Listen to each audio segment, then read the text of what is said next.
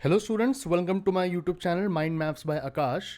तो जैसे कि आप जानते हैं कि हमारा इंडियन ज्योग्राफी कोर्स अभी चल रहा है, जिसमें हम 6 to 12 की एनसीईआरटीज़ को कंप्लीट करेंगे ज्योग्राफी के लिए।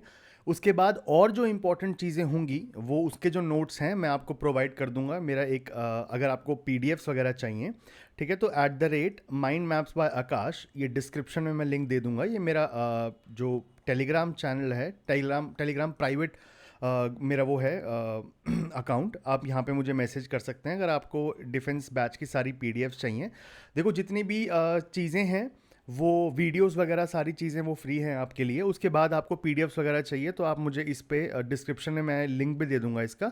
आप मुझे इस पे क्लिक करके और मुझे पूछ सकते हैं पीडीएफ्स के लिए, वो सारी वहाँ पे मिलेंगी।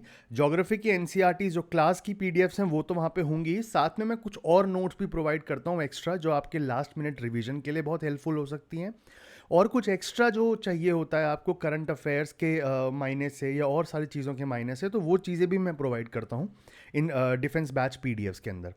उसके बाद आता है, अगर आपको रोज़ अपडेट्स चाहिए क्लासेस के, ये फ्री है आपके लिए ज्वाइन करने के लिए। टारगेट आईबी एग्जाम्स हमारा मेन चैनल है, ठीक है। इसका भी जो लिंक है मैं डिस्क्रिप्शन में प्रोवाइड कर दूंगा। आपको क्लिक करना है और ज्वाइन कर लेना चैनल। वहाँ पे क्या है कि सारे एग्जाम्स के अपडेट्स वहाँ पे मिलते हैं। सारी जो फ्री पीडीएफ्स प्रोवाइड करता हूँ मैं वो वहाँ पे मिलती हैं। साथ में जितनी भी क्लासेस होती हैं, जैसे ही वो अपलोड होती हैं क्लासेस यूट्यूब पे, उसका जो अनाउंसमेंट है वो हो जाती है। अपडेट जो है वो आपको इस चैनल पे मिल जाएगा, टेलीग्राम चैनल पे। आप ये ज्वाइन कर सकते हैं, हमारा मेन चैनल है। सारी जो नोटिफिकेशंस हैं, सारे अपडेट्स जो हैं वो इस चैनल पर आपको मिल जाएंगे। आज हमारे पास हमने इससे पहले भी मेजर लैंडफॉर्म्स और उनके फीचर्स देखे हैं, लेकिन आज हम थोड़ा एडवांस्ड में पढ़ने वाले हैं। इससे पहले हमने सारे बेसिक्स कवर कर लिए हैं क्लासेस में। आज हमारी ये 6th क्लास है। आई होप आपने पांचों क्लासेस देख ली होंगी, because they are very important. तो इसमें अभी हमें मेजर लैंडफॉर्म्स और उनके फीचर्स जो हैं वो सब देखने हैं कि किस तरीके से एनसीईआरटीज में दी हुए हैं और एग्जाम में क्वेश्चंस किस तरीके से पूछे जाते हैं। हमारा पॉइंट जो है इसको कवर करने का स्ट्रैटेजी थोड़ी सी डिफरेंट है और बहुत सारे स्टूडेंट्स को पसंद आई है। हम लोग क्लास वाइज नहीं चल रहे हैं, पहले 6 क्लास कंप्लीट की फिर 7 क्लास, ऐसे नहीं होगा। इसमें क्या होता है कि आप 8 क्लास तक पहुंचते पहुंचते भूल जाते हैं 6th और 7th में क्या लिखा था। हम लोग क्या कर रहे हैं, हम लोग एक टॉपिक उठाते हैं और वो जो 6 to 12 क्लास में जहां जहां वो टॉपिक अवेलेबल होता है वो हम एक ही साथ क्लास में कंप्लीट कर लेते हैं, ताकि आपका एक फ्लो बना रहे और टॉपिक आपका एकदम कॉम्प्रिहेंसिवली तैयार हो जाए।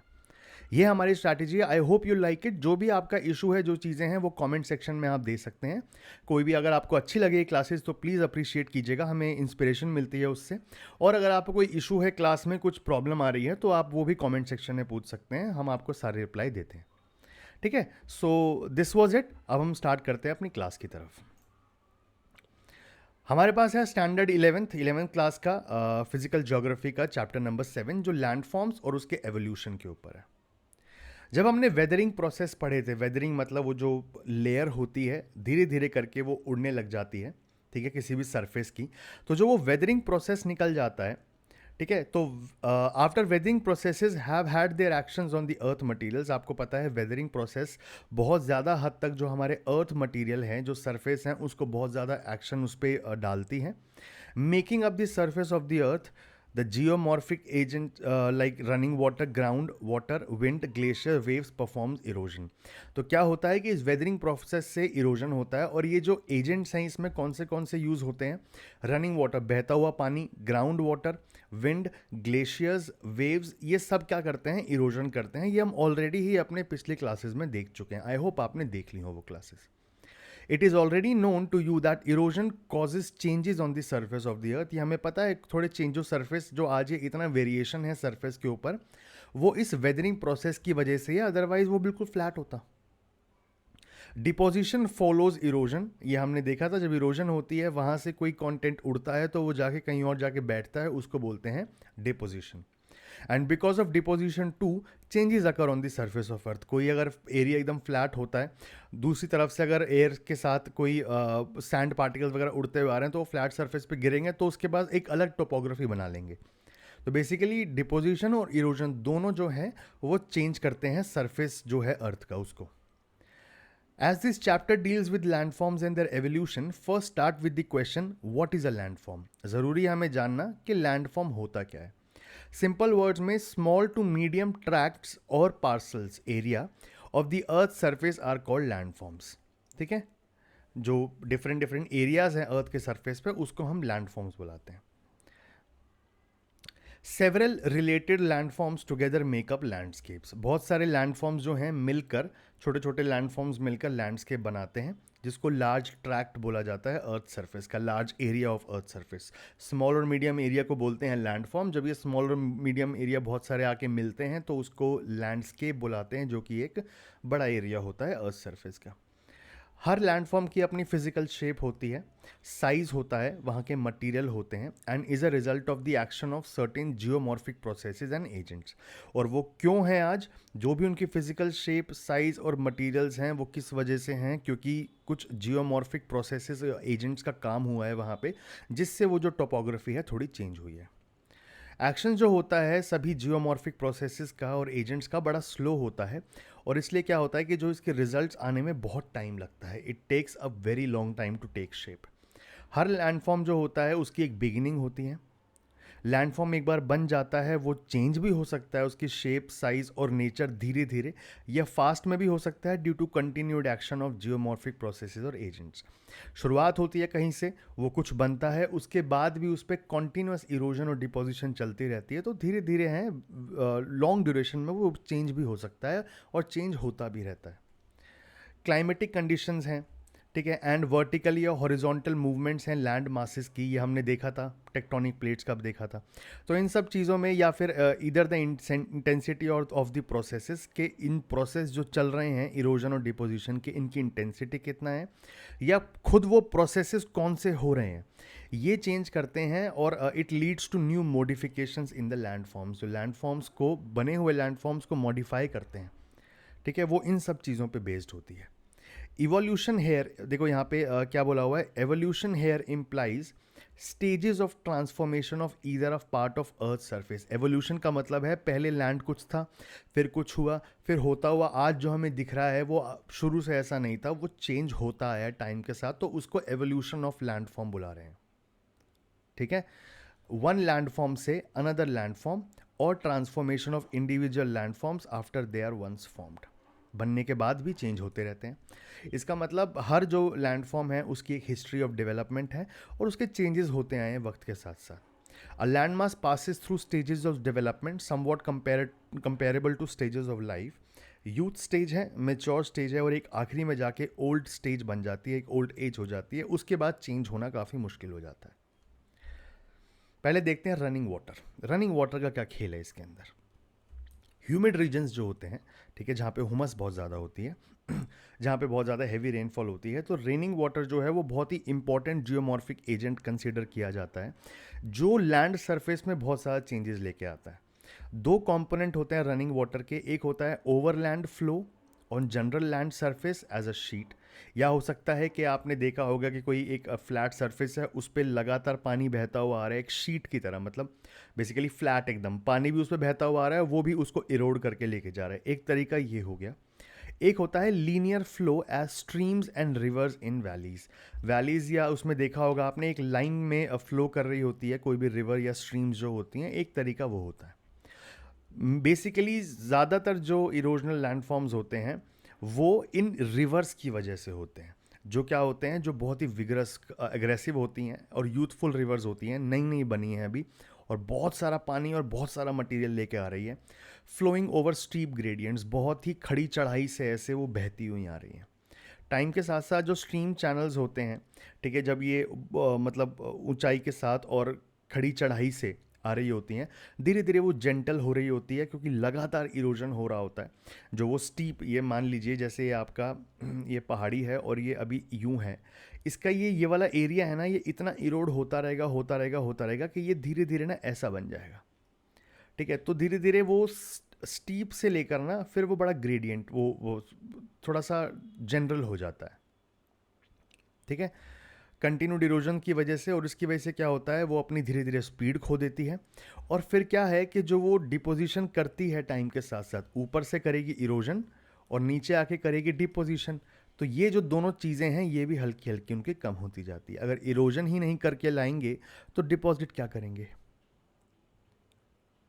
ठीक है, देयर में बी डिपोजिशनल फॉर्म्स, कुछ डिपोजिशनल जैसे जहाँ पे आके वो डिपॉजिट करती हैं सारी चीज़ों को, उनके भी अलग अलग तरीके बन जाते हैं। किससे, जो ये स्ट्रीम्स आ रही होती हैं बहुत ही कड़ी चढ़ाई के साथ। But these phenomena will be on a small scale compared to those associated with rivers flowing over medium to gentle slopes.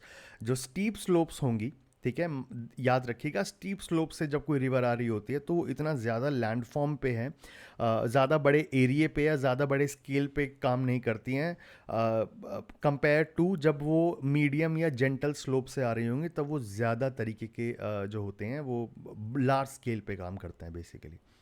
The gentler the river channels in gradient or slope, the greater is the deposition. Please याद रखिएगा इसको, this is a very good statement. जितना ज़्यादा gentle होगा slope या gradient किसी river का, उतना ज़्यादा डिपोजिशन होगी, ठीक है। When the stream beds turn gentler due to continued erosion, जब भी ये स्ट्रीम बेड्स हैं, जो ये रिवर आ रही है, धीरे धीरे वो जेंटल होती रहती है, इरोजन होता रहता है, होता रहता है, तो downward cutting becomes less dominant and lateral erosion of banks increases. अब क्या होता है कि डाउनवर्ड जो कटिंग है, ठीक है, इस तरफ से अब कटिंग नहीं होगी, अब बेसिकली जैसे मान लीजिए रिवर है, ठीक है, पहले ये ऐसे काटती हुई आ रही है, उसके बाद लैटरल इरोजन, अब ये यूं काटना शुरू कर देगी बेसिकली, ठीक है। कटिंग बिकम्स, जो डाउनवर्ड कटिंग होती है वो लेस डोमिनेंट हो जाती है, और जो लैटरल इरोजन होता है बैंक्स का वो बढ़ जाता है, और उसी का वजह से क्या होती हैं, जो हिल्स और वैलीज जो होती हैं वो धीरे धीरे प्लेन्स बन जाती हैं, ठीक है। ओवरलैंड फ्लो जो होगा, जो हमने देखा था इससे पहले फर्स्ट टाइप, ओवरलैंड फ्लो जो होगा वो शीट इरोजन, मतलब पूरा का पूरा सरफेस जो फ्लैट सरफेस है उसको ले जाता है। Depending upon irregularities of the land surface, the overland flow may concentrate into narrow और wide paths. अब वो डिपेंड करता है कि कितना इरेगुलर है लैंड सरफेस, उसी के हिसाब से जो ओवरफ्लो हो रहा होगा पानी का, वो कभी नैरो से वाइड पाथ कितना भी है, वो उसके हिसाब से होता है कितनी इरेगुलरिटीज़ है लैंड सरफेस पे, ठीक है। और ये किसकी वजह से होता है, फ्रिक्शन जो होता है of the column of flowing water, minor और major quantities of materials from the surface of the land are removed in the direction of flow, and generally small and narrow rills will form. तो धीरे धीरे जैसे ही friction भी, जो water बहता हुआ आ रहा है कि सरफेस पे, तो फ्रिक्शन हो रही है, तो उसके हिसाब से जो सरफेस जो है लैंड का वो धीरे धीरे रिमूव हो रहा होता है उस डायरेक्शन में जिसमें वो वाटर फ्लो कर रहा होता है, एंड ग्रेजुअली क्या होता है, स्मॉल या नैरो एक खाड़ी सी रिल्स सी बन जाती हैं, it will form.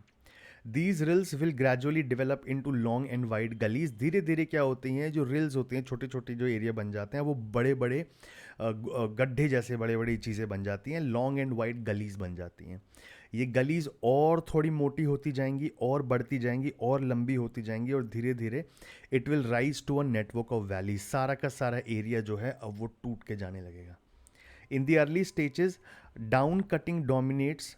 Early stage में क्या होता है, डाउनवर्ड कटिंग करता है वो, ठीक है, जिसकी during which irregularities such as waterfalls and cascades will be removed. तो जितनी भी इरेगुलरिटी होगी उस लैंड पे, जैसे वाटरफॉल होंगी या कैस्केड्स होंगे, इनिशियल स्टेज में वो चले जाएंगे। मिडिल स्टेज में क्या होगा, streams cut their bed slower and lateral erosion of the valley sides become severe. अब क्या है, वो जिस फ्लो में, जिस एरिया में बह रहा है, धीरे धीरे वो उस तरफ का जो इरोजन है वो कम हो जाएगा, और लैटरल इरोजन, चौड़ाई जो होगी वैली की, वो और तेज़ी से बढ़ने लगेगी। ग्रेजुअली वैली साइड्स जो होती हैं उनको लोअर और लोअर लेके जाके स्लोप्स में बना दिया जाता है।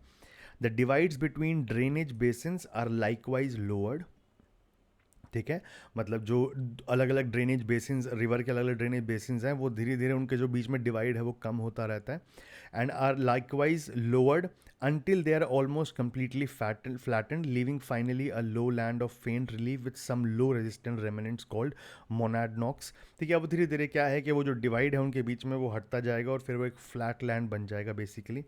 This type of plain forming as a result of stream erosion is called a peneplain. इस तरीके का जो प्लेन बनता है इस स्ट्रीम इरोजन की वजह से, इसको बुलाते हैं पेनी प्लेन। ठीक है, पेनी प्लेन का मतलब होता है almost plain. The characteristic of each of the stages of landscapes developing in running water regimes may be summarized as follows। देख लेते हैं अब क्या सीन है। ठीक है। अब ये क्या है कि सुनने में आपको बड़ा टेक्निकल लगेगा, शुरुआत में थोड़ा मुश्किल लग सकता है, बट ट्रस्ट मी धीरे धीरे क्या है, जब आप इसको दोबारा रिवाइज करेंगे तो अब इसमें देखिए क्वेश्चंस आने के चांसेस नहीं है, बट स्टिल आपको जानना बहुत ज़रूरी है, क्योंकि हमसे जो पूछा जाता है वो इंडियन रिवर्स के बारे में पूछा जाएगा ज़्यादातर, और उनके वो कौन से यंग स्टेज में हैं, कौन से रिवर्स जो हैं, कौन सा रिवर सिस्टम जो है, पेनिनसुलर रिवर सिस्टम जो ओल्डर स्टेज के अंदर है, वो सारी चीज़ें जो हैं हमें देखनी होती है, और वहाँ पे हम ज़्यादा क्वेश्चंस देख पाते हैं उससे। अदरवाइज़ इस एरिया से, जो फिजिकल ज्योग्राफी का ये वाला एरिया, यहाँ से क्वेश्चंस डायरेक्टली कम आते हैं। ठीक है, अब देख लेते हैं कैसी स्टेज है। यूथ में क्या होगा, streams are few during this stage with poor integration and flow over original slopes showing shallow. अभी यहाँ पे क्या होता है, वी शेप्ड वैलीज होती हैं। ठीक है, क्या होता है ये, बस ये इस यूथ, मैच्योर और ओल्ड में क्या क्या कंडीशंस होती हैं इनमें, ये याद रखिएगा, सीधा यही पूछा जाता है, इससे ऊपर वाला पार्ट इंपॉर्टेंट नहीं था आपके लिए। वो आपके बोलेंगे कि ये फीचर्स हैं, अब बताइए ये कौन सी स्टेज है रिवर की या स्ट्रीम की, यूथ स्टेज है, मैच्योर स्टेज है या ओल्ड स्टेज है, तो ये आपको जानना है, याद रखिएगा। ठीक है, इस टाइम पे वी शेप्ड वैलीज होती हैं, कोई फ्लड प्लेन्स नहीं होते हैं, या बहुत ही नैरो फ्लड प्लेन्स होते हैं। Streams divides are broad and flat with, stream divides जो होते हैं, ठीक है, वो ब्रॉड होते हैं, फ्लैट होते हैं, with marches, swamp and lakes, ये सारे फीचर्स यहाँ पे मिलते हैं। ठीक है, मियांडर्स, अगर मियांडर्स होंगे भी, ये हम ऑलरेडी पढ़ चुके हैं, if present develop over these broad upland surfaces. ठीक है, तो ये मियांडर्स है, बनने शुरू होते हैं। ये मियांडर्स में eventually entrench themselves into the uplands. Waterfalls and rapids may exist where local hard rock bodies are exposed. ठीक है, तो वाटरफॉल्स और रैपिड्स भी देखने को मिलते हैं हमें यूथ स्टेज में। तो ये सारे फीचर हैं जो हमें यूथ स्टेज में देखने को मिलते हैं। मैच्योर स्टेज में क्या होता है, इस स्टेज के ऊपर स्ट्रीम्स जो हैं, मतलब पानी जो बहता हुआ आ रहा है वो अच्छा खासा है, with good integration. The valleys are still V shaped but deep होती रहती हैं। ठीक है, अब वो डीप, अब वो और क्या हो रहा है, जैसे मान लीजिए पहले ये पत्थर यूं था, ठीक है, यहाँ से रिवर आ रही है, अब ये रिवर इतनी तेज़ है कि वो इरोजन नीचे की तरफ करती जा रही है। ठीक है, तो ये वैली जो यूं थी अब वो धीरे धीरे यूं होने लगी है। ठीक है, अब जब ये बिल्कुल एक टाइम तक चला जाएगा तब क्या होगी, रिवर इसको यूं इरोड करती रहेगी। ठीक है, तो फिर ये यूं होके फिर ये यूं लैटरल इरोजन हो जाएगा। तो बेसिकली ये होती हैं स्टेजेस जो जाती रहती हैं। अब शायद आपको बेहतर तरीके से समझ आया होगा। ठीक है, इसमें क्या है, trunk streams are broad enough to have wider flood plains within which streams may flow in meanders confined within the valley, not important for you. Flat and broad interstream areas and swamps and marshes of youth disappear and the stream divides turn sharp. अब जो stream जो divide हो रही होती है वो बहुत sharp हो जाती है। वाटरफॉल्स और रैपिड्स जो होते हैं वो धीरे धीरे गायब हो जाते हैं। ठीक है, ओल्ड में क्या होता है, smaller tributaries during old age are few with gentle gradients. ठीक है, स्ट्रीम्स जो होती हैं वो अब फ्रीली meander करती हैं ओवर वास्ट, अब क्या है, फ्लड प्लेन्स बन चुके हैं बहुत अच्छे खासे। ठीक है, यहाँ पे क्या होता है, नेचुरल लेवीज होती हैं, ऑक्सबो लेक्स एट्सेट्रा ये सब बनते हैं। डिवाइड्स जो होते हैं वो ब्रॉड और फ्लैट होते हैं with lakes, swamps and marshes. Most of the landscape is at और slightly above sea level, almost sea level पे हो गया, थोड़ा सा उससे ऊपर होगा। पहले किस ऊंचाई चट्टान से शुरू किया था, धीरे धीरे आते आते पूरा एरिया जो है वो आसपास का पूरा एरिया फ्लैट थोड़ा होता गया, फ्लड प्लेन्स बनते गए। तो बेसिकली इस तरीके से यूथ, मैच्योर और ओल्ड स्टेज काम करती है। ट्रस्ट मी, अभी सुनने में ये बहुत टेक्निकल लग रहा होगा, लेकिन अगर आपने पहले की क्लासेस देखी हैं तो ये आपके लिए बहुत ईजी है। साथ में आप पहली बार पढ़ रहे हैं तो थोड़ा सा मुश्किल हो सकता है समझने में। आई वुड सजेस्ट यू कि गिव 2 or 3 days ब्रेक, जितना ब्रेक आपको देना है, इस वीडियो और इन नोट्स को दोबारा देखना। उसके बाद क्या है ना, आपकी और बेटर अंडरस्टैंडिंग होती रहेगी। ये ऐसी चीज़ें हैं जिनको बार बार, अब यूपीएससी एग्जाम्स में आपको पता है it is more about revision rather than sources. Sources से ज़्यादा इंपॉर्टेंट आपके लिए होता है कि आप बार बार रिवाइज करो ताकि आप समझ जाओ। बेसिकली जो चीज़ें मार्क कर रहा हूँ सिर्फ वही याद रख लीजिएगा, इसके बाद एक्स्ट्रा कुछ याद रखने की ज़रूरत नहीं है लैंडफॉर्म्स और उनके फीचर्स में। अब बात करते हैं हम इरोजनल लैंडफॉर्म्स। इरोड जो होता है, ठीक है, उसके लैंडफॉर्म्स हम देखने वाले हैं। पहला आता है valleys. Valleys start as small and narrow rills, देखा था हमने इससे पहले, छोटे से मतलब टाइप के एक क्यारी जिसको बोलते हैं वैसा बनता हुआ आता है। The reels will gradually develop, और धीरे धीरे क्या होता है, गलीज बन जाती हैं। गलीज जो होती हैं वो और डीप होती रहेगी, वाइड होती रहेगी और लंबी होती रहेंगी, जिसके बाद आगे क्या आ जाती हैं, वैलीज आ जाती हैं। Depending upon dimensions and shape, dimension क्या है, शेप क्या है, उसी पे डिपेंड करते हुए बहुत सारी टाइप ऑफ वैलीज होती हैं, जैसे V shaped valley, gorge, canyon etcetera, they can be recognised. ठीक है, अब मैं आपको थोड़ा सा शायद दिखा पाऊँ, अगर लेट्स सी कि कैसे दिखते हैं ये। 1 सेकेंड, देखो this is how it looks like. ये देख रहे हैं आप, effects of reverse on land formations, तो ये है वी शेप्ड वैली आपकी। ठीक है, देख रहे हैं ना, ऐसे बना हुआ है ये, this is we shaped valley. साथ में अगर आप गॉर्ज देखेंगे, सो this is how gorge looks like. ठीक है, देख रहे हैं आप, ये रहा one of the gorge, let me show you.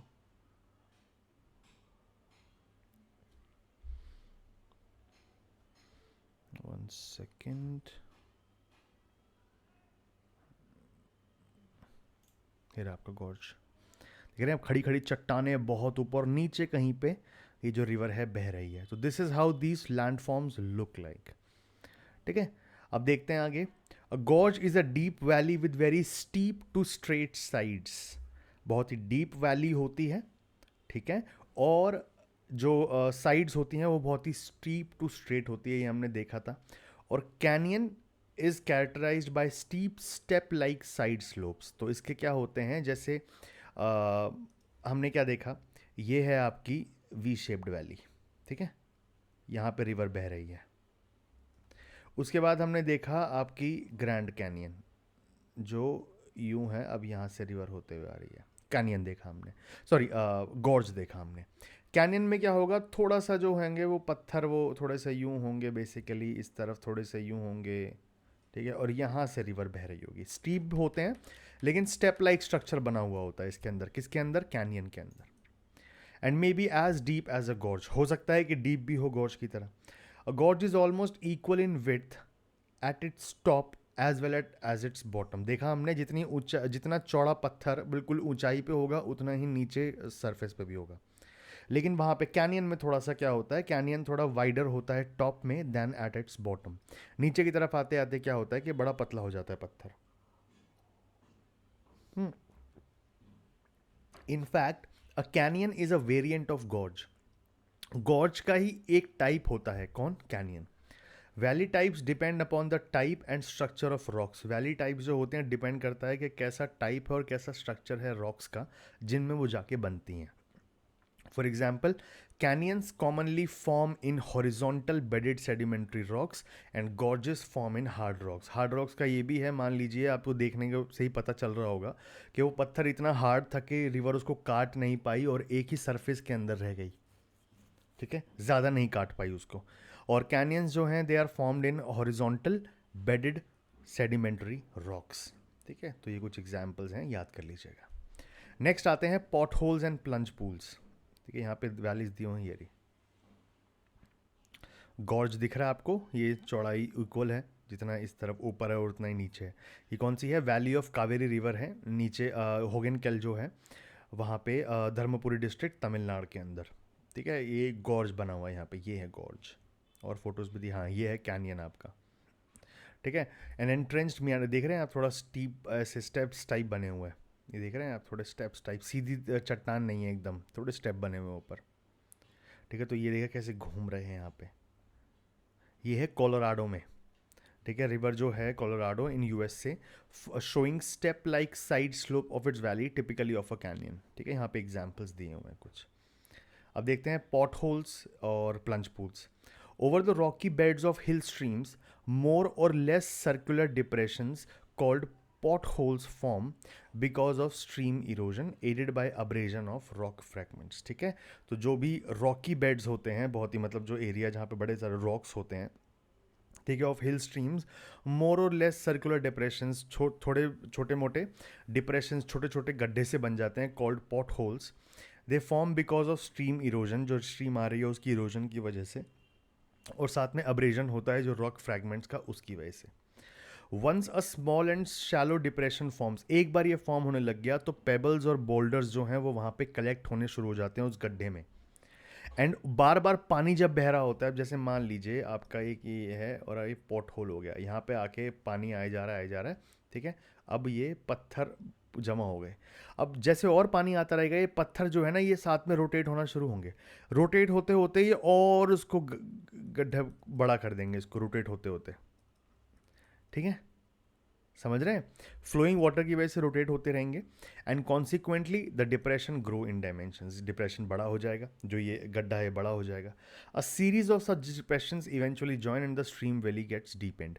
अब ऐसे यहाँ गड्ढा हो रहा हो कहीं पे, यहाँ पे भी हो रहा होगा, वो भी जब बढ़ता रहेगा तो ये आके मिल जाएंगे और एक बहुत ही बड़ा गड्ढा ऐसे तैयार हो जाएगा। इससे क्या होता है, स्ट्रीम वैली जो है डीप होती रहती है। At the foot of waterfalls also, waterfalls के बिल्कुल नीचे की तरफ भी क्या होता है, जब पानी ऊपर बहुत तेज़ी से गिरता है तो वो गड्ढा करता है। उसके बाद उस पर पत्थर भर जाते हैं और फिर वो रोटेट होते रहते हैं और वो गड्ढा और भारी होता रहता है। लार्ज पॉट होल्स और बहुत ही deep and wide form because of shear impact of water and rotation of boulders, ठीक है। जैसे मान लीजिए ये है आपका ठीक है, ये ज़मीन है, ठीक है। One second, it's not how it looks, ठीक है। यहाँ से आ रहा है पानी और ये पानी सीधा नीचे गिर रहा है वाटरफॉल, ठीक है। अब यहाँ पे इतनी तेज स्पीड में आता है कि यहाँ फ्रिक्शन की वजह से ना गड्ढा बनना शुरू हो जाता है बड़ा, और पत्थर भी गिरते हैं तो रोटेट होते रहते हैं, फिर पानी आगे निकल जाता है बेसिकली। तो ये गड्ढा जो है डीप और बड़ा हो जाता है ताकि वो, क्योंकि रोटेशन ऑफ रॉक्स की वजह से, और साथ ही में जो आपका तेज स्पीड से जो गिर रहा है, ठीक है, क्या गिर रहा है, आपका पानी गिर रहा है वाटरफॉल की फॉर्म में, तो उसकी वजह से बहुत ही डीप हो जाता है, वाइड और डीप हो जाता है। सच such large and deep holes at the base of waterfalls are called plunge pools। ये जो वाटरफॉल के बिल्कुल नीचे की तरफ ये बहुत ही डार्क, वो डीप और बड़े होल्स ऐसे बन जाते हैं, उनको बुलाते हैं प्लंज पूल्स। अब देखते हैं इनसाइज और एंट्रेंच्ड मियांडर्स। स्ट्रीम्स जो बहुत ही रैपिडली फ्लो करती हैं स्टीप ग्रेडियंट्स पे, मतलब अच्छी खासी चढ़ाई पे, normally erosion is concentrated on the bottom of the stream channel. ज़्यादातर जो वो होती है इरोजन होती है वो बॉटम, थोड़ा नीचे की तरफ ही होती है स्ट्रीम चैनल पे। Also in the case of steep gradient streams, lateral erosion on the sides of valleys is not much when compared to streams flowing on low and gentle slopes। और साथ में जब इतनी ऊंची ये ऊंची नहीं, मतलब खड़ी चट्टान से जब गिर रही होती है बेसिकली, तो लैटरल इरोजन भी बहुत कम होती है, ये हमने पहले देखा हुआ है। Because of active lateral erosion, streams flowing over gentle slopes develop sinuous और meandering कोर्सेस, ठीक है। अब ये उस टाइम की बात नहीं कर रहा है जब बहुत ही स्टीप स्लोप है, ये थोड़ा जेंटल स्लोप पे बात कर रहा है जहाँ पे लैटरल इरोजन हो रही होती है, ठीक है। अब जब ये लैटरल इरोजन हो रही होती है साथ साथ, ठीक है, तो क्या होता है कि जो धीरे धीरे जो रिवर है वो धीरे धीरे यूं सांप की तरह रेंगना शुरू हो जाती है। It is common to find meandering courses over flood plains और डेल्टा प्लेन्स पे आपको देखने को ज़्यादा मिलेंगे। क्यों? समझ आ रहा है आपको कि जो ग्रेडियंट स्लोप है यहाँ पे ये बहुत ही लेस है, लो एंड जेंटल स्लोप है बेसिकली, इसी की वजह से यहाँ पे हमें दिखते भी हैं ये, जहाँ पे जो stream gradients are very gentle, तो ये फ्लड प्लेन्स और डेल्टा प्लेन्स पे ज़्यादा दिखाई देते हैं। But very deep and wide meanders can also be found cut in hard rocks. Such meanders are called incised और एंट्रेंच्ड मियंडर्स। कभी कभी रिवर का फ्लो इतना तेज़ भी हो सकता है, इतनी खतरनाक रिवर भी हो सकती है कि वो मोटे से और हार्ड से रॉक में भी जो है वो कट कर सकती है उसको, हार्ड रॉक्स को। और जब ऐसे मियंडर्स इन हार्ड रॉक्स में बनते हैं तो उसको बोलते हैं इंसाइज्ड और एंट्रेंच्ड मियंडर्स, ठीक है। उसके बाद आता है आपका river terraces. River terraces are surfaces marking old valley floor और flood plain levels. River terraces होते हैं, ठीक है, अभी are surfaces marking old valley floor और flood plain levels. They may be bed rock surfaces without any alluvial cover और alluvial terraces consisting of stream deposits, ठीक है। अब रिवर टेरेसेस जो हैं ये आपके लिए इंपॉर्टेंट इसलिए नहीं है क्योंकि इस पे जो है एग्जाम में ना क्वेश्चन नहीं पूछता है, ये आपको समझने में थोड़ा सा वो हो सकता है, हम इसको वर्ड बाय वर्ड समझेंगे। रिवर टेरेस जो होता है, एक पहले हम क्या करते हैं, एक पिक्चर देख लेते हैं, उससे क्या होगा आपको थोड़ा समझ आने लगेगा कि how does it actually look, ठीक है। Let's see.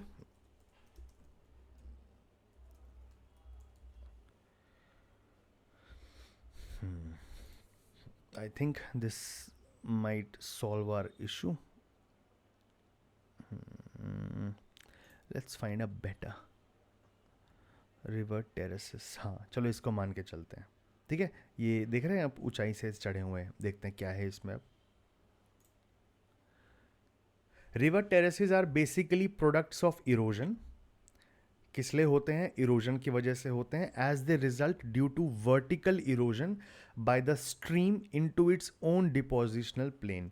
जहाँ पे वो डिपॉजिट कर रही होती है जिस फ्लड प्लेन में, उसी में क्या होता है कि वर्टिकल इरोजन कर रही होती है वो स्ट्रीम, ठीक है। देख रहे हैं आप?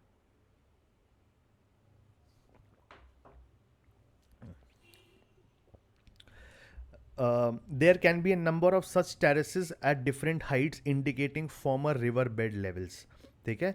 तो बेसिकली मान लीजिए, मैं आपको समझाने की कोशिश करता हूँ, ठीक है। 1 second, let me get a better picture of it, ताकि आपको ये समझ आ सके।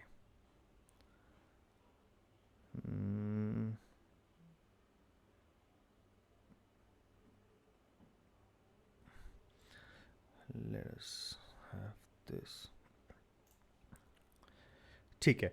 ये टेरेसेस यहाँ पे इसलिए हैं बेसिकली कि ये कहना ये चाहते हैं कि जो रिवर आज इस एरिया पे फ्लो हो रही है ना, तो ये टेरेस बने हुए हैं, ये दिखाने के लिए है कि पहले जो रिवर बेड था, रिवर बेड मतलब जब रिवर बह रही होती है तो जो उसकी नीचे आप बोलते हो ना कि यार इस रिवर की गहराई कहाँ तक है, देखिए जहाँ तक उसकी गहराई रुकती है जाके वो उसको बोलते हैं river bed.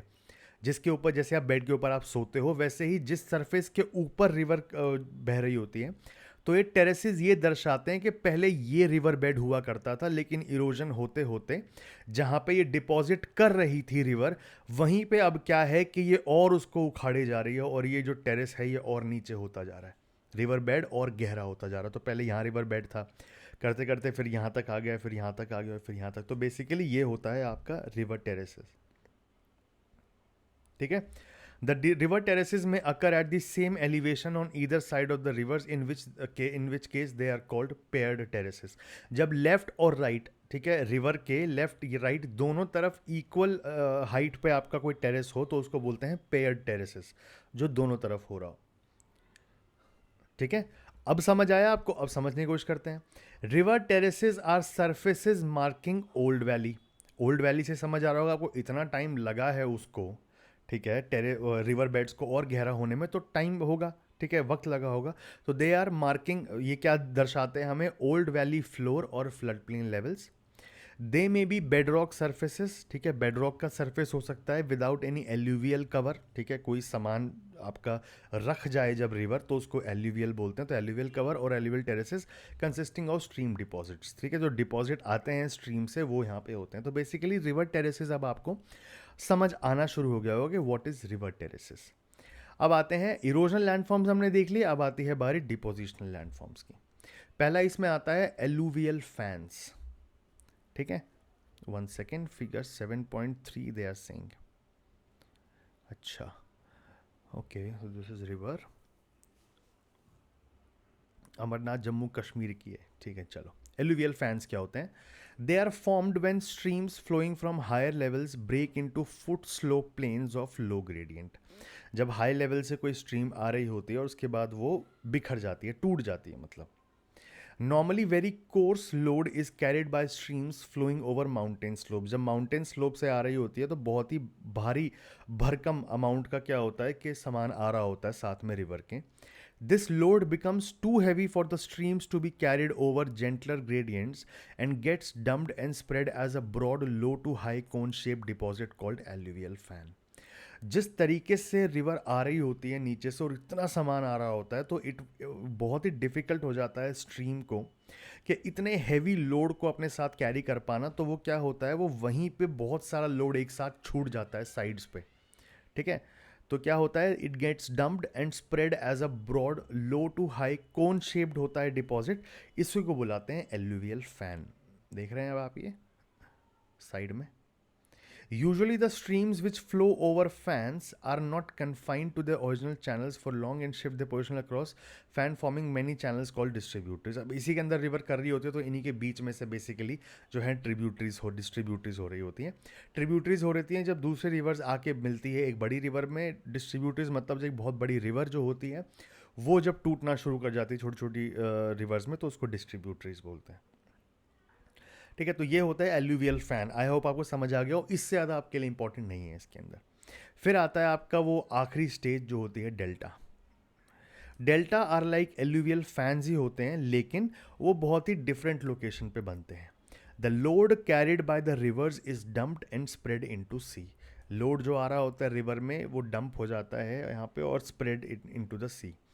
If this load is not carried away far into the C.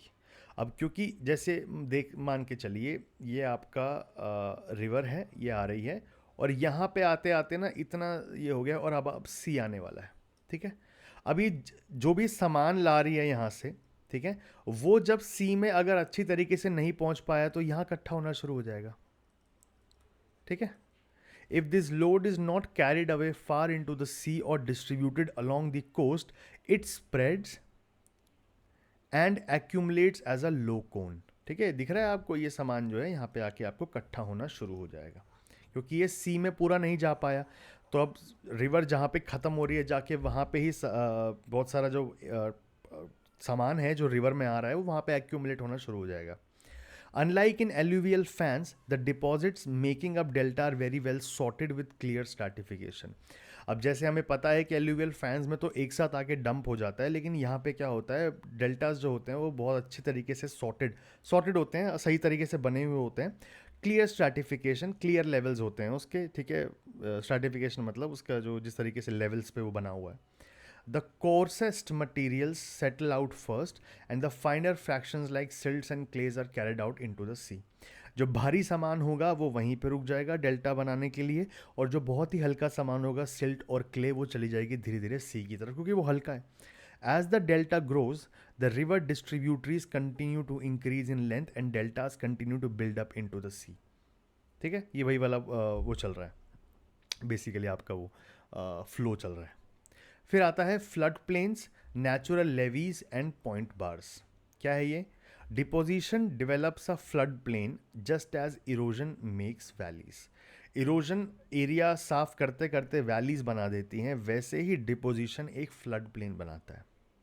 Flood plain is a major landform of river deposition. तो रिवर डिपोजिशन का एक बहुत बड़ा रिजल्ट क्या होता है? Flood plain. Large sized materials are deposited first when stream channel breaks into a gentle slope. Large sized materials जो होते हैं वो पहले डिपॉजिट हो जाते हैं जब स्ट्रीम चैनल ब्रेक हो जाता है जेंटल स्लोप में। ठीक है, one second, never started, yes, one second.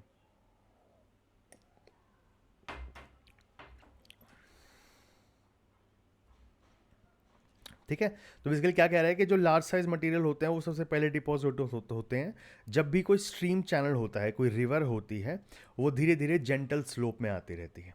दस नॉर्मली फाइन साइज्ड मटेरियल्स जैसे सैंड, सिल्ट एंड क्ले है, they are carried by relatively slow moving waters in gentler channels usually found in the plains and deposited over the bed and when the water spill over the banks during flooding above the bed.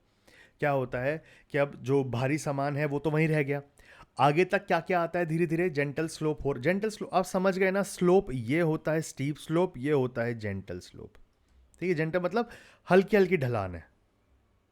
ठीक है, ये हो गया आपका steep slope और ये हो गया आपका जेंटल स्लोप। आई होप आपको ये चीज़ें तो पहली क्लास में अगर आपने देखा होगा तो आपको पता है। तो ये कहना चाहते हैं कि जब भी जो भारी सामान होता है वो स्टीप स्लोप जब यहाँ से धीरे धीरे हो रहा होता है, यहाँ से रिवर निकलना शुरू होती है, धीरे धीरे अब रिवर का जो स्पीड है वो कम हो जाती है। यहाँ पे आपका हैवी पार्टिकल्स जो होते हैं वो सारे यहाँ पे फिट हो जाते हैं। जो अब धीरे धीरे रिवर की स्पीड क्या है, यहाँ पे स्लो होती रहेगी, यहाँ पे तेज़ी से गिरेगा, यहाँ तो स्लो हो जाएगा ना।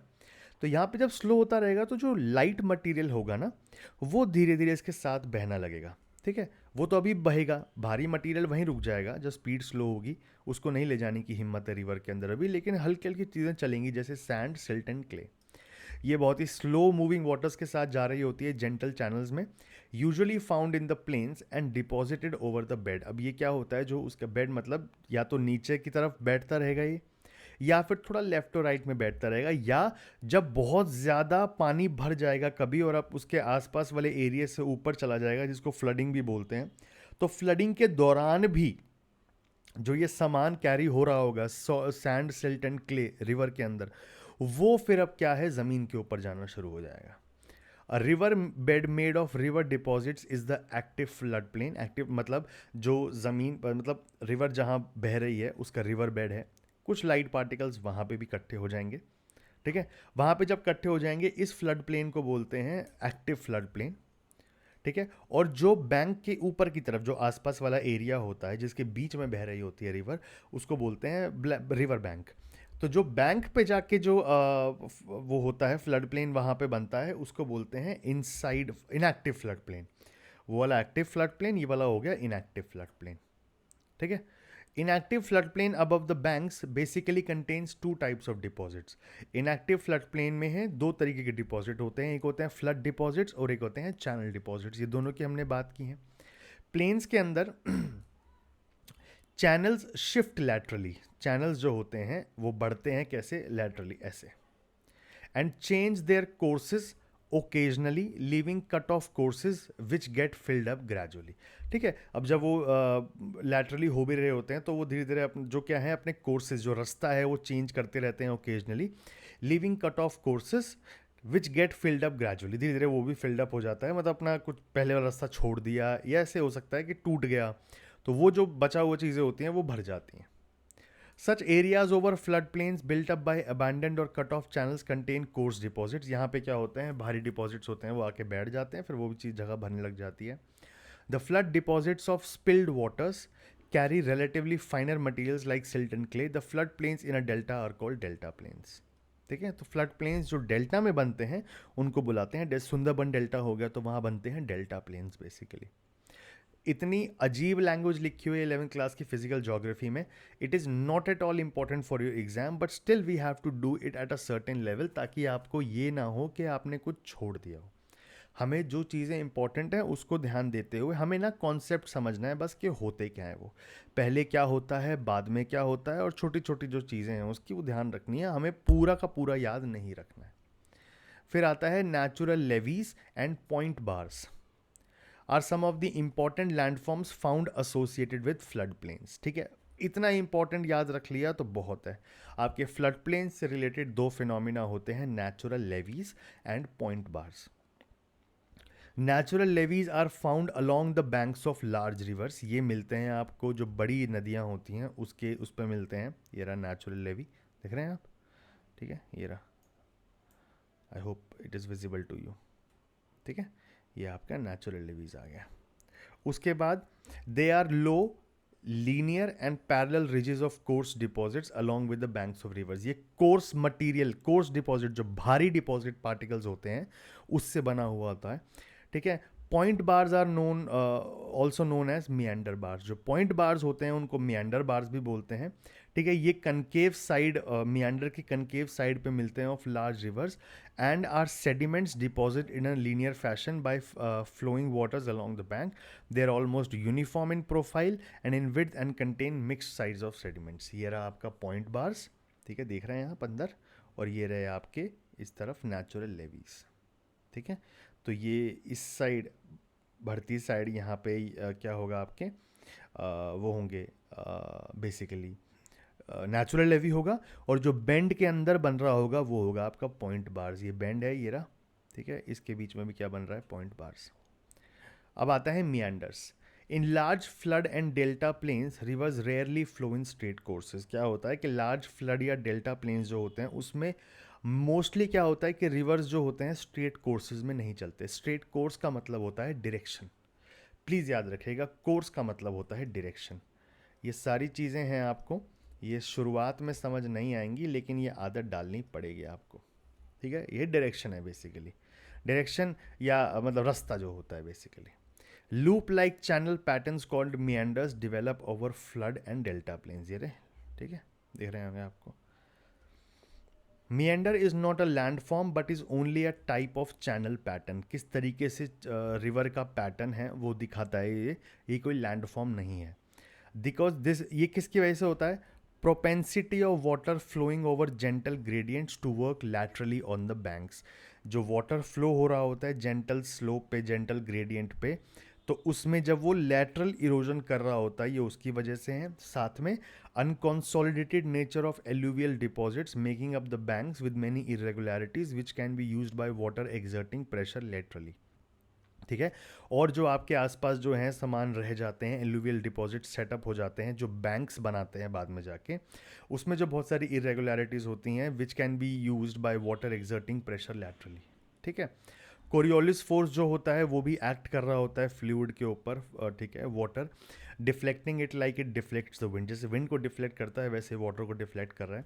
When the gradient of channel becomes extremely low, जब ग्रेडियंट बहुत ही लो हो जाता है चैनल का, वाटर फ्लोज लेजरली, मतलब बहुत ही आराम से बिंदास अपना चल रही होती है, बहुत आराम से बह रही होती है।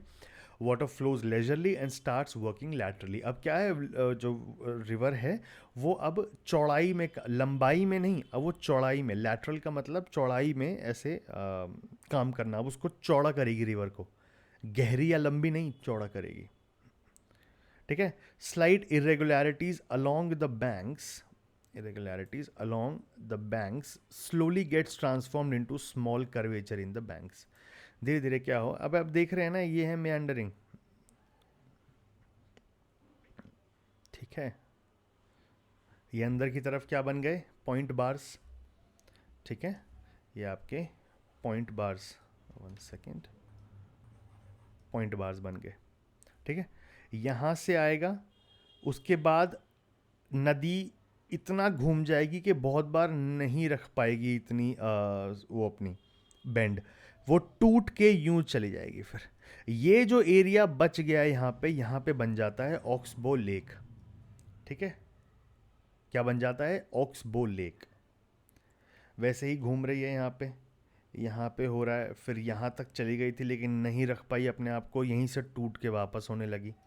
जा रही थी पहले यूं, फिर टूट गई और फिर यहाँ से ये बन गया। तो ये वाला जो एरिया है ये चला गया बेसिकली। ठीक है। तो इसमें क्या है, ये भी ऑक्सबो लेक बन गया। ठीक है, ऑक्सबो लेक। अच्छा, ये बात समझनी ज़रूरत है। अगर ये इस तरफ से आ रही है, जैसे मैं अगर इस तरफ जा रहा हूँ तो मेरा ये हो गया राइट बैंक और ये हो गया लेफ्ट बैंक। अगर ये रिवर यू आ रही है तो इसका राइट ये होगा राइट बैंक और ये हो जाएगा लेफ्ट बैंक। हमें दिखने में उल्टा दिख रहा है कि ये हमें तो लेफ्ट दिख रहा है, ये राइट दिख रहा है, लेकिन रिवर के फ्लो के हिसाब से राइट बैंक और लेफ्ट बैंक बनता है बेसिकली। ठीक है।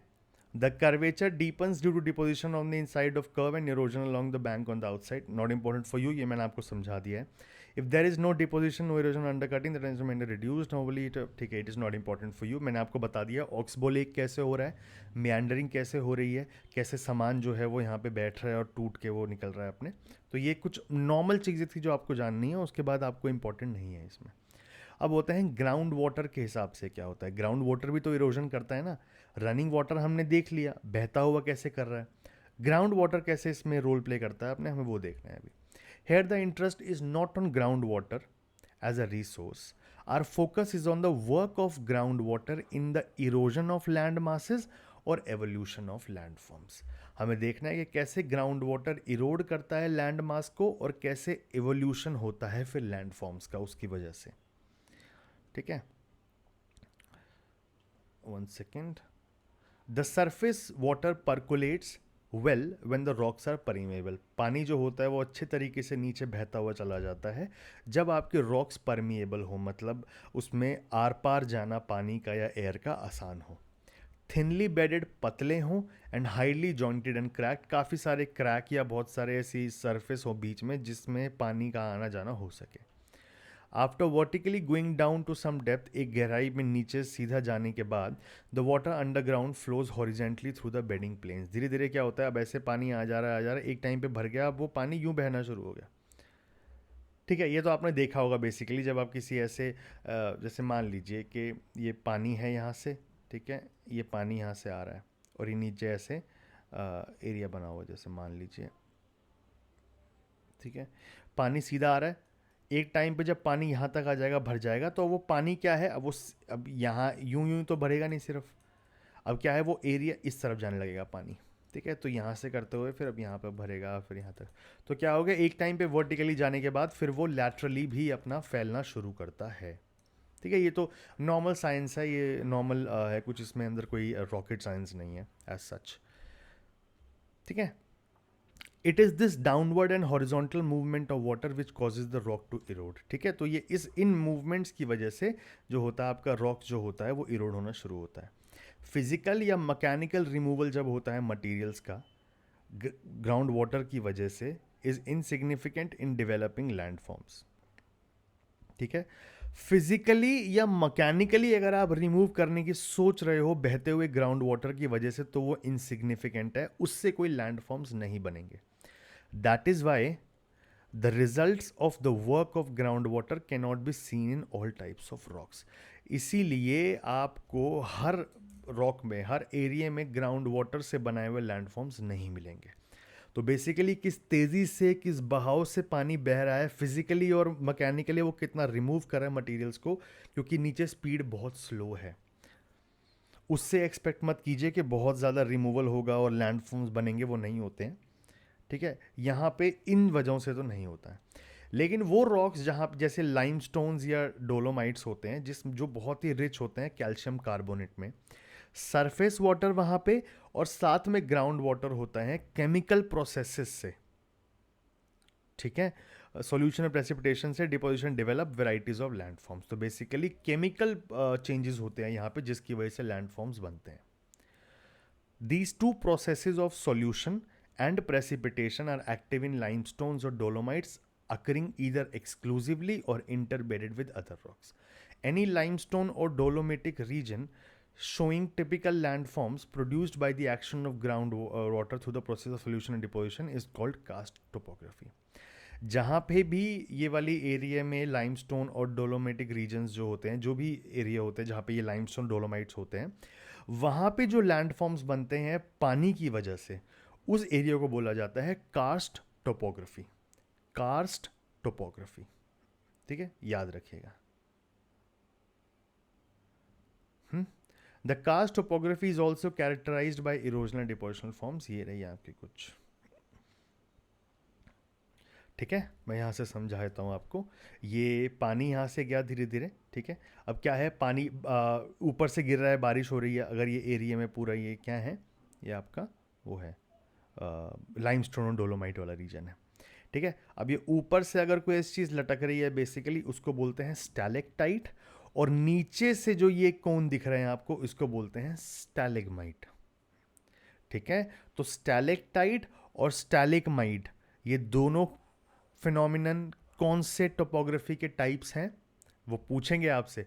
लाइमस्टोन और डोलोमाइट में बने हुए कौन से हैं, ये हैं आपके कार्स्ट टोपोग्राफी। ठीक है, जो आपको इंपॉर्टेंट है मैं यहाँ पे बता देता हूँ, अदरवाइज इसमें आपको और चीज़ें पढ़ने की ज़रूरत नहीं है। ये कुछ कास्ट फीचर्स हैं जो हमने देखा है बेसिकली। ठीक है, देख लेते हैं एक बार थोड़ा सा। Small to middle medium size round to sub rounded shallow depressions are called shallow holes. ये कुछ इसमें ज़्यादा इंपॉर्टेंट नहीं है, हम देख लेते हैं हमारे लिए ज़्यादा इंपॉर्टेंट क्या है। ठीक है, रिचेस और पीस नॉट इम्पॉर्टेंट। फिर केव्स बन जाती हैं, यहाँ पे देख रहे हैं नीचे लटक रहे हैं स्टैलेक्टाइट और नीचे बन रहे हैं स्टैलेग्माइट्स, बेसिकली लटक, ये देख लिए आप। ठीक है, ये लाइमस्टोन केव्स हैं इसके अंदर ऐसे फीचर्स बने हुए होते हैं। ठीक है, और क्या है आपके पास, हमें इम्पोर्टेंट क्या देखना है, नहीं इसमें और कोई इम्पोर्टेंट नहीं था आपके लिए। अब हमें कुछ ग्लेशियल लैंडफॉर्म्स का देखना है, एक बार उनको देख लेते हैं, उसके बाद जो जो इंपॉर्टेंट होगा वो करेंगे। यार हमें पूरी बुक A to Z पढ़ने की ज़रूरत नहीं है, जो चीज़ें हमारे लिए इंपॉर्टेंट है हम उसको लेंगे। जो एग्जाम में पूछा जाता है वो इतना डीपली नहीं पूछा जाता है, हमारे लिए जो इंपॉर्टेंट होगा हम वो देखेंगे, अदरवाइज इसको पूरा रटने की ज़रूरत नहीं है आपको। ठीक है, ग्लेशियर्स में हमने पिछली क्लासेस में देखा था कि कैसे ग्लेशियर्स के जो लैंडफॉर्म्स होते हैं वो ग्लेशियर्स की वजह से बनते हैं। Masses of ice moving as sheets. ठीक है, आइस जो होता है वो शीट्स की तरह, जैसे पानी बह रहा होता है एक फ्लैट सरफेस पे, वैसे ही आइस जो हो रही होती है वो शीट्स की फॉर्म में बह रही होती है। ओवर द लैंड ठीक है, कॉन्टिनेंटल ग्लेशियर और piedmont glacier if a vast sheet of, ठीक है, ये इंपॉर्टेंट नहीं है आपके लिए, ओवर द लैंड और as linear flows down the slopes of mountains in broad trough like valleys, ठीक है, वहाँ होती है, तो उनको बोलते हैं ग्लेशियर्स। आपके देखे होंगे आपने ग्लेशियर्स बहुत जगहों पे। The movement of glaciers is slow unlike water flow, ये बहुत ही स्लोली मूव कर रहे होते हैं, वाटर की तरह नहीं, तेजी से जा रहे होते हैं। The movement could be a few centimetres to a few metres a day और इवन लेस और मोर, बहुत ही स्लो स्पीड से बह रहे होते हैं। Glaciers move basically because of the force of gravity, gravity की वजह से वो स्लोप्स पे, और थोड़ी सी ढलान होती है वहाँ पे, देखिए ढलान है थोड़ी सी, तो यहाँ पे बहते हुए आ रहे हैं। अच्छा, erosion bye glaciers is ट्रेमेंडस because of friction caused by share weight of the ice, लेकिन जो इरोजन होता है ग्लेशियर से वो बहुत ही बड़े लेवल पे होता है। क्यों? क्योंकि जो वेट होता है ग्लेशियर्स का वो बहुत ही ज़्यादा होता है। The material plucked from the land by glaciers, ठीक है, जो मटेरियल प्लग करता है ग्लेशियर अपने साथ बहते हुए, gets dragged along the floors और sides of the valleys and cause great damage through abrasion and plucking, तो इसकी वजह से बहुत डैमेज होता है अब्रेजन की वजह से और प्लकिंग की वजह से। Glaciers can cause significant damage to even unweathered rocks, ठीक है, जो अनवेदर्ड रॉक्स भी होते हैं उन पे अच्छा खासा डैमेज करता है, and can reduce high mountains into low hills and plains, बड़े से बड़े माउंटेन्स को भी छोटे से छोटे हिल्स में और प्लेन्स में कन्वर्ट कर सकता है कौन? Glaciers.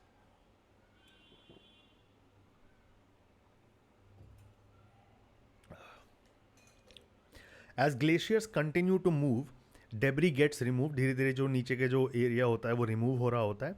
Divide gets lowered and eventually the slope is reduce to such an extent that glacier will stop moving, leaving only a mass of low hills and vast. बहते बहते क्या होता है, एक टाइम ऐसा आता है कि वो सारा जो है मटेरियल जो होता है वो लो हो रहा होता है, एंड इवेंचुअली जो होता है, जो स्लोप होता है वो धीरे धीरे बहुत ही रिड्यूस होता रहता है इस हद तक कि ग्लेशियर्स विल स्टॉप मूविंग, ठीक है, वो मूव होना शुरू खत्म हो जाते हैं क्योंकि ढलान ही नहीं बची है तो मूव कहाँ होंगे, leaving only a mass of low hills and vast outwash plains along with other depositional features, ठीक है। उसके बाद आखिरी में क्या बच जाता है? कुछ लो हिल्स बच जाते हैं या कोई एकदम प्लेन्स बन जाते हैं, ठीक है, जिसमें स्लोप नहीं है, और साथ में कुछ डिपोजिशनल फीचर्स बनते हैं। उस डिपोजिशनल फीचर्स को हम लोग देखेंगे यहाँ पे, ठीक है, ये देख लेते हैं पहले, ठीक है, एक एक करके पॉइंट देखेंगे और यहाँ आगे आके देखेंगे कि दिखते कैसे हैं। पहले हम देखेंगे वही सेम इरोजनल लैंडफॉर्म्स कैसे होते हैं, उसको देखेंगे। पहला आता है सर्क या सर्की, कुछ ही बुला सकते हैं इसको आप। सर्कीज या cirques are the most common of landforms, ठीक है, सबसे कॉमन होते हैं। The cirques quite often are found at the heads of glacial valley, heads जो होते हैं ग्लेशियल वैली के वहाँ पे दिखाई देते हैं आपको। The accumulated ice cuts these cirques while moving down the mount, जब माउंटेन टॉप से नीचे बहती आ रही होती हैं तब ये लैंडफॉर्म बनते हैं। They are deep long and wide troughs or basins with very steep concave to vertically dropping high walls as it heads as well as it sides. देखिए ये रहे आपके सर्क्स, ठीक है, देखिए बहते हुए आ रहे हैं, और ये आसपास देखिए कितनी ऊंचाई, स्टीप जो है बेसिकली ये आपका सरफेस इसमें है, और यहाँ पे है आपका इरोजन हो रहा है, ठीक है, ये रहा आपके cirque. Next, a lake of water can be seen quite often within the cirques after the glacier disappears, जब ग्लेशियर गायब हो जाएगा तो फिर वो पानी बन जाता है और वहाँ पे आपको लेक्स भी देखने को मिलते हैं, quite often seen, quite often, ठीक है। Such lakes are called cirque और टान लेक्स बुलाते हैं इनको, ठीक है। उसके बाद आता है आपके हॉर्न्स एंड सेरेटेड रिजेस, ये आपके लिए इंपॉर्टेंट नहीं है लेकिन अगर हम पढ़ना है तो एक बार देख लेते हैं। Horns form through headward erosion of the cirque walls, ठीक है, जब सर्क वॉल्स की हेडवर्ड इरोजन होती है तब बनते हैं आपके horns. If 3 or more radiating glaciers cut headward until their cirques meet, high, sharp, pointed and steep-sided peaks called horns form, ठीक है। यहाँ पे अच्छे तरीके से दिखाए नहीं हुए हैं,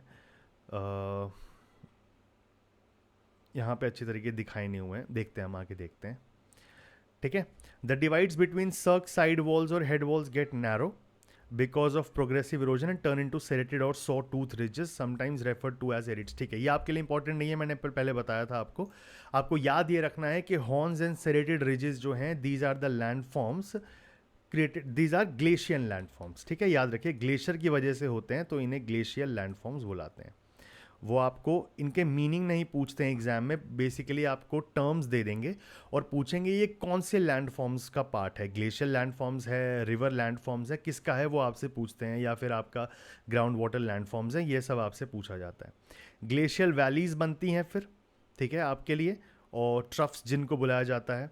glacial valleys are trough like मतलब यूं, ठीक है, लाइक यू शेप्ड होती हैं विद ब्रॉड फ्लोर्स जो होते हैं, जो बेड होता है वो बहुत चौड़ा होता है, and relatively smooth and steep sides होती हैं, स्मूथ होती हैं और बड़ी ही मतलब साइड्स जो होती हैं बड़ी स्टीप होती हैं।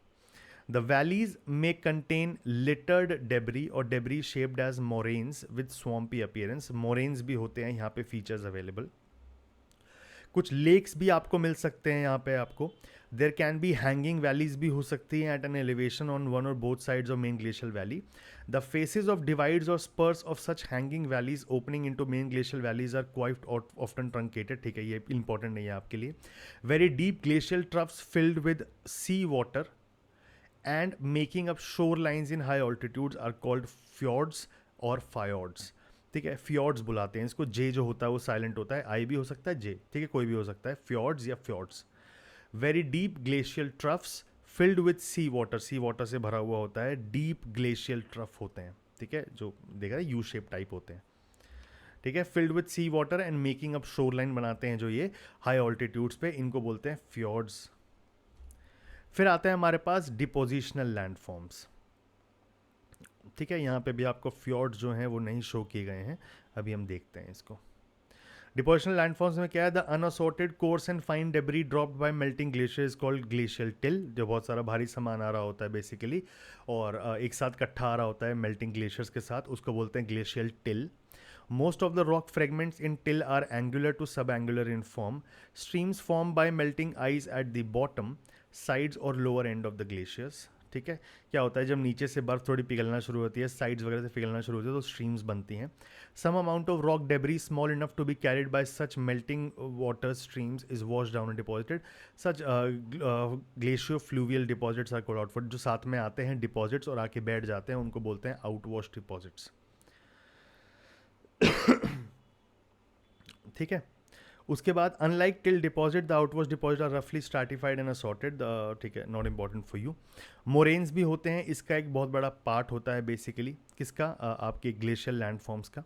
They are long ridges of deposits of glacial till, ठीक है, ये भी आपके लिए इंपॉर्टेंट नहीं है ज़्यादा क्योंकि ये बहुत ही ना टेक्निकल लैंग्वेज है और आप देखेंगे एग्जामिनेशन में यहाँ पे आपको टर्म्स की डेफिनेशंस नहीं पूछी जाती हैं। यहाँ पे आपको बेसिकली आता क्या है, टर्म्स की डेफिनेशन, टर्म्स और डेफिनेशन जो होती हैं वो नहीं आती हैं, वो बेसिकली आपको ये जो टर्म्स हैं इनको सिर्फ पॉइंट्स में डालकर पूछा जाता है कौन से लैंड फॉर्म्स में ज़्यादातर ये बनते हैं। आपके डिफेंस एग्जाम्स के लिए ज़्यादा इंपॉर्टेंट नहीं होते, आपके यूपीएससी सिविल सर्विसेज के लिए भी ज़्यादा इंपॉर्टेंट नहीं होते हैं। ये इंपॉर्टेंट बेसिकली आपके 11th क्लास में अगर आप पढ़ रहे हैं अपनी जोग्राफी एनसीईआरटी से और एग्ज़ाम देने जा रहे हैं तो दे आर इंपॉर्टेंट, लेकिन आपके लिए यहाँ पे इंपॉर्टेंट ज़्यादा नहीं होते हैं, इसलिए मैं आपको एक्स्ट्रा जो नॉलेज है वो नहीं देने की कोशिश करूँगा। ऑफकोर्स अगर आपको मास्टर्स वगैरह करनी होती है अगर ज्योग्राफी वगैरह में तो हम वहाँ पे बहुत अच्छे तरीके देखते हैं आपको, ठीक है, और आपको अगर जैसे वाली ज्योग्राफी जो आपकी बैचलर्स में भी आती हैं, ज्योग्राफी अगर आप उसके लिए बैचलर्स में भी वो कर रहे हैं, अगर सिर्फ ज्योग्राफी के लिए कर रहे हैं तो उसमें ज़्यादा चीज़ें आती हैं। अगर आप जनरली पढ़ रहे हैं बैचलर्स जो होता है आपका तो उसके अंदर भी जो है आपको इतना डीप में नहीं आता है, तो इसलिए हम इस पर अपना टाइम वेस्ट नहीं करेंगे, हम लोग कोशिश करेंगे कि जो हमारे लिए इंपॉर्टेंट है हम वो देखेंगे। एस्कर्स है, ठीक है, तो बेसिकली एस्कर्स भी किसका पार्ट है, ग्लेशियल लैंडफॉर्म्स का। आउटवॉश प्लेन्स और ड्रमलिन्स हैं ये हमने देख लिए हैं, ठीक है, एस्कर्स, आउटवॉश प्लेन, ड्रमलिन्स, उससे पहले हमने देख लिए हैं फ्योर्ड्स देख लिए हैं, हमने मोरेन्स देख लिए हैं, साथ में हमने ग्लेशियल वैली ट्रफ समझ भी लिया है, हॉर्न्स एंड सेरेटेड रिजेस और सर्क भी है, ठीक है। तो बेसिकली आपसे पूछा जाएगा कि ये इरोजनल लैंडफॉर्म्स हैं या फिर डिपोजिशनल लैंडफॉर्म्स हैं।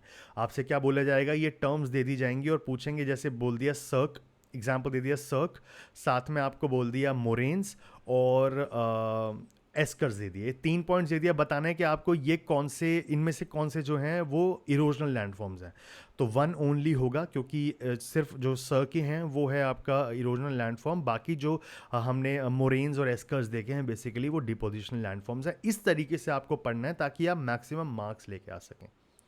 ठीक है। उसके बाद आपके लिए इंपॉर्टेंट क्या आ जाता है, waves and currents. Waves and currents भी आपके लिए, ठीक है, इंपॉर्टेंट एग्जाम में नहीं होता है। क्यों? क्योंकि एग्जाम में इससे रिलेटेड हमने क्वेश्चन ज़्यादा देखे नहीं हैं, ठीक है। उसके बाद हाई रॉकी कोस्ट हैं और साथ में आपके लो सेडिमेंट्री कोस्ट हैं। ये भी आपके लिए हैं, इंपॉर्टेंट नहीं है बेसिकली। ये भी आपके जो हैं थोड़ा सा आउट ऑफ कॉन्टेक्स्ट चला जाता है। ये आपके लिए इंपॉर्टेंट नहीं है इस एग्जामिनेशन के लिए, इसलिए we are not covering it. उसके बाद आता है हमारे पास इरोजनल लैंडफॉर्म, जो इसमें सारे क्लिफ्स, टेरेसेस, केव्स, स्टैक्स, ये किस लिए हैं? जो आपके सेडिमेंट्री कोस्ट होते हैं, जो आपके किनारे होते हैं, वहाँ पे जो बनते हैं, ये उसके बारे में है। कैसे बीचेस एंड ड्यून्स हैं, बार्स, बैरियर्स और स्पिट्स हैं ये बेसिकली। तो इरोजनल फॉर्म्स में याद रख लीजिएगा, क्लिफ्स बनती हैं वो इरोजन की वजह से बनती हैं, टेरेस बनती हैं, केव्स बनती हैं और स्टैक्स बनते हैं। ये बनते हैं इरोजनल लैंड फॉर्म्स की वजह से। इरोजन जब होती है इनके कोस्ट के ऊपर, तब यहाँ पे ये चीज़ें बनती हैं, Cliff, terraces, caves and stacks. वहीं पे जब डिपोजिशन की बात आती है तो बीचेस, आपके ड्यून्स, जो बीचेस मतलब जो आपका वाटर करंट और वो आ रहा होता है बेसिकली, और वो छोड़ देता है, ठीक है, वहाँ पे आपके शोर के ऊपर ये सारी चीज़ें, तो वहाँ पे आपके बीचेस एंड ड्यून्स बनते हैं। बार्स, बैरियर्स और स्पिट्स भी आपके किस में बनते हैं? डिपोजिशनल लैंडफॉर्म से बनते हैं। ये चीज़ें आपको जानना ज़रूरी है कि एग्जामिनेशन में आपको लाइन टू लाइन हर चीज़ कवर करने की ज़रूरत नहीं है। जो इंपॉर्टेंट होगा हम वो करेंगे, वो ज़्यादा हमारे लिए ज़रूरी है, क्योंकि हमें मार्क्स लेकर आने हैं, हमें किसी चीज़ के अंदर पीएचडी नहीं करनी है, ठीक है। यहाँ पे भी आपके हैं बेसिकली। अब विंड्स के ऊपर बात कर लेते हैं। विंड्स का क्या है बेसिकली? अब इसमें थोड़ा सा मैं देख लेता हूँ एक बार आपके लिए, अगर कुछ इंपॉर्टेंट मैं बता पाऊँ तो, ठीक है। वन सेकेंड, पीछे नहीं है इंपॉर्टेंट यहाँ पे। बार्स, बैरियर्स एंड वो हो गया, ठीक है। उसके बाद आता है विंड्स। विंड्स की वजह से कैसे कैसे होते हैं? विंड्स की वजह से जो इरोजनल लैंड फॉर्म्स हैं वो बनते हैं आपके पेडिमेंट्स एंड पेडिप्लेन्स से, ठीक है। ये होते हैं पेडिमेंट्स और प्लेडिप्लेन्स। जब बनते हैं तो वो इरोजनल लैंड फॉर्म्स होते हैं आपके। प्लायाज होते हैं, वो भी आपके इरोजनल लैंड फॉर्म्स हैं। साथ में डिफ्लेशन, होलोज एंड केव्स बनती हैं, वो भी आपके किसकी वजह से होते हैं? वो होते हैं आपके इरोजनल लैंड फॉर्म्स की वजह से, ठीक है। Mushroom, table and pedestal rocks, these are not important, please देखिए मत इसको, नॉट इंपॉर्टेंट। फिर बनता है आपकी, उसमें डिपोजिशन जब होती है लैंड फॉर्म्स, ठीक है, विंड की वजह से, तब आपके लिए क्या क्या बनते हैं? आपके लिए बनते हैं सैंड ड्यून्स, ठीक है। Dry hot deserts are good places for sand dune formation. यहाँ पे बनते हैं आपके सैंड ड्यून्स हैं, ठीक है, जो आपके डेजर्ट के अंदर बनते हैं। ये विंड की वजह से बता रहा हूँ मैं, ठीक है। अगर बाहर की तरफ बनते हैं बेसिकली तो ये होते हैं आपके पैराबोलिक, और जब अंदर की तरफ बनते हैं तो इनको बोलते हैं बार्चन। क्या बोलते हैं? बार्चन। अभी आपका आएगा अभी बेसिकली कौन से पॉइंट्स होते हैं बेसिकली। तो आपका डिपोजिशन लैंडफॉर्म्स में कौन से बनते हैं? सैंड ड्यून्स बनते हैं। और बार्चन और पैराबोलिक अगर वो आपसे पूछेगा तो आपको पता है कि आपको कहाँ पे प्लेस करना है इन पॉइंट्स को। तो ये हैं कुछ इंपॉर्टेंट चीज़ें जो आपको पढ़नी है इस चैप्टर में। देखिए मैं कुछ आपको पॉइंटर्स देता हूँ जो आपको याद रखने हैं। Only the terms should be remembered, ठीक है। वन सेकेंड, कैसे? जैसे आप पहले लिखोगे आपका जो फर्स्ट आ गया आपका रिवर लैंडफॉर्म्स, ठीक है। रिवर लैंडफॉर्म्स के अंदर दो चीज़ों में डिवाइड करना है, इरोजनल लैंडफॉर्म्स, ठीक है, और आपका हो गया डिपोजिशनल लैंडफॉर्म्स। सेम आपको क्या करना है? सेम आपको करना है आपके ग्लेशियल लैंडफॉर्म्स के लिए। ऐसे ही सारे चीज़ें कवर करनी है आपको, और आपको सिर्फ टर्म्स लिखनी है, उनकी डेफिनेशन या उनकी वो चीज़ें याद रखने की ज़रूरत नहीं है। आपको रटना सिर्फ क्या है, ठीक है। आपको ये, क्योंकि ये ऐसा चैप्टर है जो रटने वाली चीज़ें हैं, इसके अंदर कुछ ऐसा कॉन्सेप्ट मैं आपको नहीं बता सकता हूँ कि कॉन्सेप्ट है ही नहीं, ये रटने वाली चीज़ें। इसको भी डिवाइड करूँगे किस में? इरोजनल में, ठीक है, और डिपोजिशनल में। ऐसे आपको नोट्स बनाने इस चैप्टर के, और only a single page will be needed, ठीक है। एक सिंगल पेज के ऊपर आपको क्या करना है? इसको कवर करना है। एक ही पेज के ऊपर आपके इसके पूरे के जो नोट्स हैं वो आपके तैयार हो जाएंगे। यहाँ से ये पढ़ना होता है, आपको बहुत ही डीप में जाके एक एक चीज़ को समझने की ज़रूरत नहीं है, because it is not a cup of T for you. That's not your cup of T, ये इंपॉर्टेंट नहीं है आपके लिए, it is not important for your exam, defence exams के लिए इंपॉर्टेंट नहीं है। तो जैसा आपको बताया गया है प्लीज़ उसी पे फोकस कीजिएगा, ज़्यादा डीप में अगर जाएंगे तो बहुत परेशान हो जाएंगे, इसलिए I am suggesting you to stay out of it. ठीक है, जितना बोला जाए उतना कीजिए, एक्स्ट्रा अगर आप पढ़ने लगेंगे तो आपका ही टाइम वेस्ट होगा और उसके बाद याद करना भी आपको बड़ा मुश्किल हो जाएगा। ओके, सो जो मैंने आपको बताए थे, अगर आपको पीडीएफ्स वगैरह चाहिए तो आपको कहाँ से मिल जाएंगी वो, @MindMapsByAkash मेरे पर्सनल जो टेलीग्राम अकाउंट है वहाँ पे आप मुझसे बात कर सकते हैं। इसका लिंक जो है वो आपको मैं उसमें दे दूँगा डिस्क्रिप्शन में। साथ ही मैं आपको अगर हमारा चैनल ज्वाइन करना है जिसके अंदर सारे अपडेट्स क्लासेस के कि कब होंगी क्लासेस वो सब, और फ्री पीडीएफ जो मैं प्रोवाइड करता हूँ, साथ ही में अलग अलग एग्ज़ाम्स भी जो डिफेंस के लिए हैं और बहुत सारे एग्ज़ाम्स की नोटिफिकेशंस हैं वो भी आपको मिल जाएंगी टारगेट आईबी एग्ज़ाम्स में। इसका लिंक भी मैं डिस्क्रिप्शन में दे दूंगा, यहाँ पे आप जाके चेक कर सकते हैं। ठीक है, so this was it for the class. ये हमारा 6th क्लास है, फिर हम 7th क्लास में और आगे कवर करेंगे। So thank you so much for watching, keep studying and I will see you in the next class, see you soon, bye bye.